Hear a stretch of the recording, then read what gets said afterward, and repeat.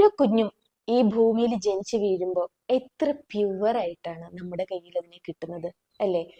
അതിൻ്റെ ആ മനോഹരമായ നമ്മളെയുള്ള നോട്ടം, അതിൻ്റെ നിഷ്കളങ്കമായ ചിരി എത്ര കഠിനമായ ഹൃദയങ്ങളെയും അലിയിപ്പിച്ചില്ലാതാക്കുന്ന തരത്തിലുള്ളതാണ്. അതുകൊണ്ട് തന്നെയാണ് ഉമ്മയായ സ്ത്രീകളിൽ പലരും പറയുന്നത് കേൾക്കാം, ഞാൻ ഇന്നും ഈ ഭൂമിയിൽ ജീവിച്ചിരിക്കുന്നതിന് കാരണം എൻ്റെ ഈ കുഞ്ഞാണ്.